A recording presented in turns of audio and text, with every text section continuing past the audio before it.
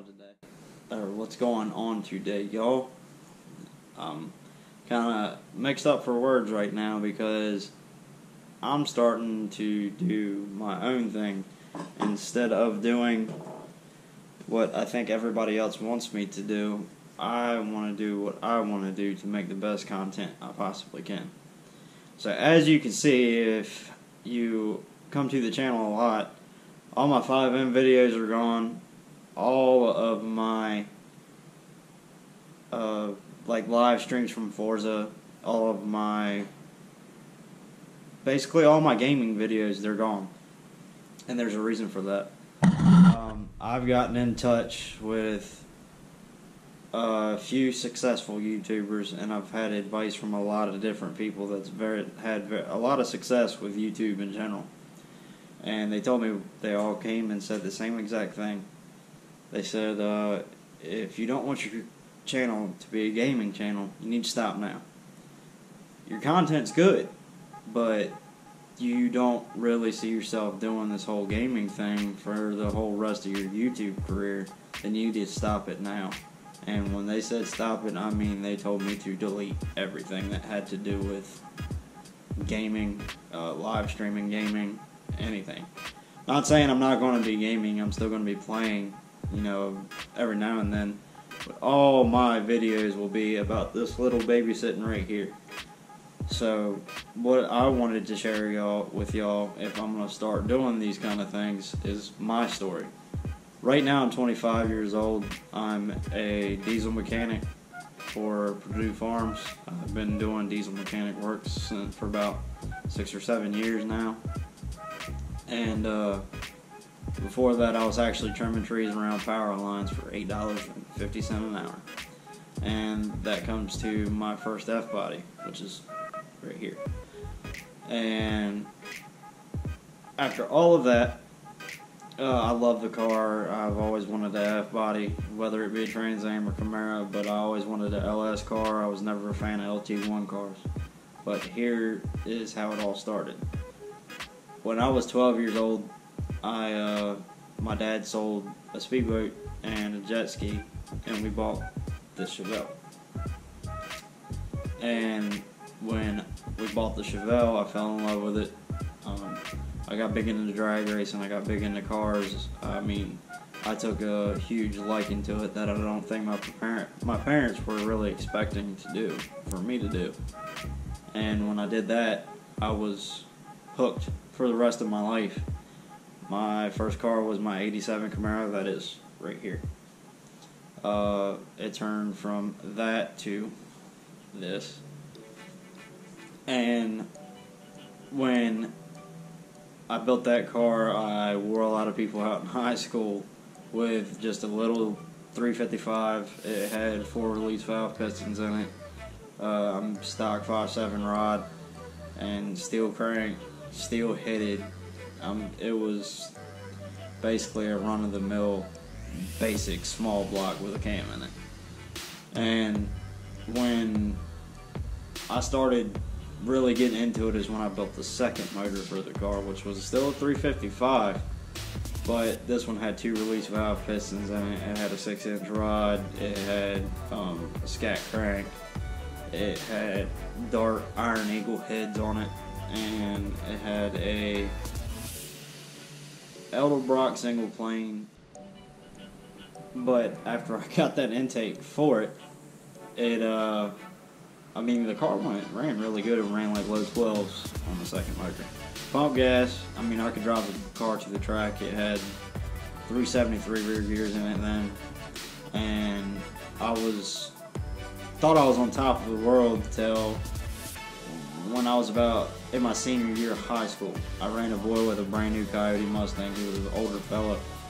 And I wore him out the first pass. Second pass, the carburetor wasn't too happy. He left me from home pretty bad. And I mean, this car had a tire on it at the time, and right around there the Coyote Mustangs were still kind of a new thing, so not very many people knew much about them. But I mean, nowadays you see that they're this huge deal, and they are very nice cars. But I I ended up racing him the third time to square it up, and I blew the car up, and I haven't really paid attention to it. Didn't really pay attention to it for another 2 years. And then I built the third motor for it, which I'm not going to say anything about because I don't want anybody on the internet to know what that car has. And there's a few reasons for that. Got a lot of people around here that are nosy that I know that watches my YouTube. But then I moved to Salisbury, became a diesel mechanic not too far out of high school, and when I moved into the city, I had a white 04 Silverado Cat-Eye pickup that I ran the living piss out of. And when I say I ran the living piss out of it, I mean if you put this bitch to the floor, it would black smoke like a diesel.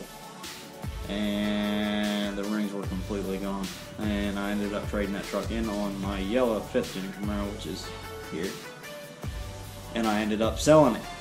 Selling my 5th gen Camaro last year. Because my problem with the 5th gen Camaro was it is a very, very, very good platform. The motor makes a lot of power for what it is. The car was very heavy, but the motor was there for it. The transmission was there for it. Everything was there for it to make it a good platform. But Chevy literally screwed up, in my opinion. When they put the independent rear suspension in that car, they didn't put the axles in it that it needed to support the power that the LS3 could put out. They didn't put the drive shaft in it that it really needed to support the LS3 also. And I remember it to this day, I left to go to work first thing in the morning, and normally I would power shift that car almost every morning with me leaving to go to work.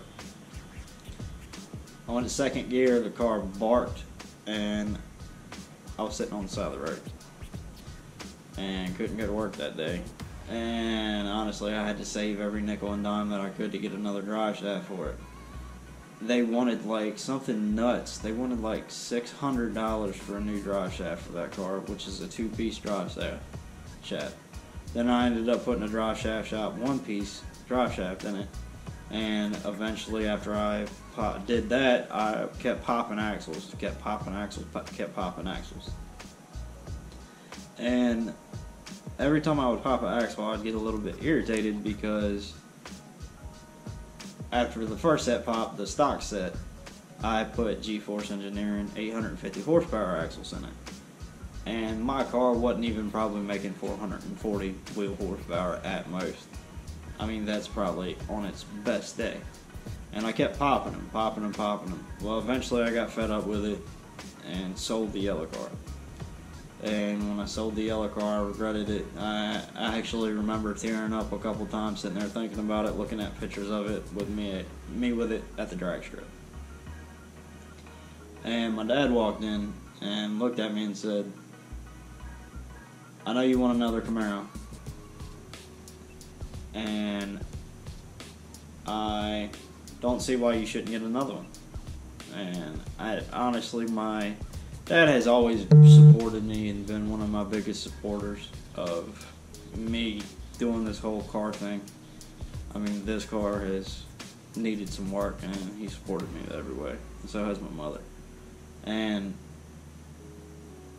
when I started looking around, I found out that my cousin had a 2001 Camaro Z28 LS1 car, which the car was 6-speed, really do, because these cars are solid rear axle, and they're just a perfect setup. They really are. And I was very, very, very happy because he was asking $4,000 for the car. And I talked him down to a number I'm not going to say on the internet, only a few people know. But I ended up getting it for under $3,000.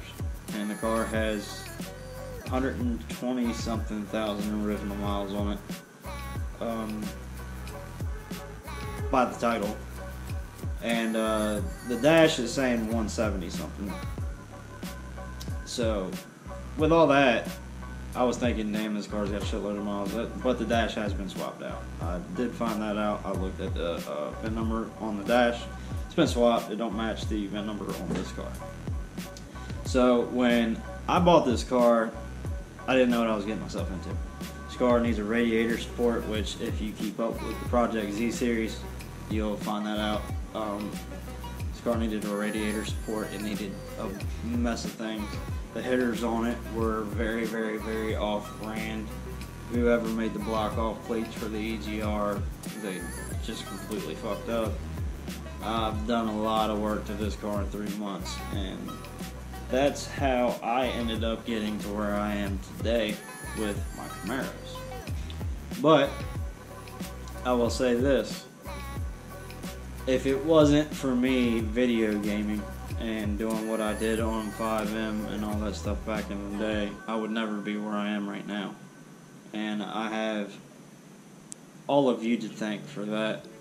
I know a ton of you specifically watched me on 5M build all those badass cars that I did build. And just had fun drag racing on there. And I know a lot of y'all watch me for that specific reason.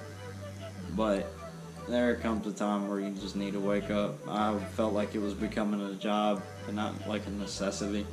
Like, I play video games to have fun. When I was playing video games, I was trying to run my own server. I was trying to put stuff in and out for people. I was doing everything on my own. I was taking stuff in and out of the server, scripting it. I was doing everything on my own, on top of having a full-time job where I'm pushing 50 hours a week. And I just couldn't do it anymore. I stepped down, and when I stepped down, there was a couple people that started being a smartass towards me because they knew they could get away with it at that point.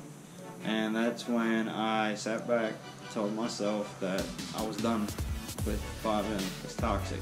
And if I do play, it will not be put on this channel. And if I do play in any 5M server, nobody will even know it's me. And that comes straight from my heart. Because I'm done with the whole situation. I really don't want to take that any further than I have to go. Than it has to go. Because 5M is great with the right people. But if you get mixed in with the wrong crowd like I have done, and I kept myself away from, you will not have a good time.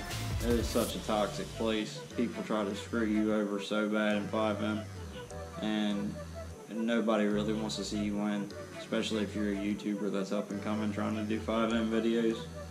It just, everybody's out against you, it seemed like to me. So that's when I made the giant decision to rebrand my channel as a car channel and a vlogging channel. And that is how I got to where I am today. But still, I have a lot of people to thank for me to get to where I am today. For one, everybody knows Elite Rejects. He's the first one to ever push me to start doing YouTube, and I have him to thank a lot for a lot of what I did. And I'm still cool with him to this day. I talk to him very occasionally, and as a matter of fact, I could name off a few select people that really did help me out and pushed me to do what I was doing. But now it's time for y'all. Sorry about that. It's time for y'all to see the side of me that I want you to see, that you never get to see. I'm very talented with cars. I'm very talented with GM products in general. I've been a mechanic turning wrenches since I was about 8 to 9 years old. I'll just like this picture and this picture. Like, I was always at the drag strip. I was always with my dad watching drag racing. I knew what every single car would run down to the mile an hour at the drag strip every single Sunday. I would sit there on the bleachers and just watch every single car make a pass. And I went there so much with my dad, I knew what every single car was going to run. I used to be the one when I was younger to tell my dad what to dial in at when we were bracket racing. So I always thought that was pretty cool. But now the scene's a little bit different because it's a big grudge racing scene nowadays. But still, I had fun when I was younger when I did it. But that's a wrap for this video. If y'all have any questions for me, don't be afraid to leave a comment down below. Leave a like, subscribe for me if you're new to the channel. And I really, really hope y'all have a wonderful day. I hope y'all enjoyed watching this, my actual story of how I got to where I am right now in this moment and moving forward with my channel. So y'all take it easy. Please click that little bell when you hit subscribe. Click the little bell for notifications down below, and I'll see y'all in the next one. CMT can't stand me 'cause I'm wild and loud.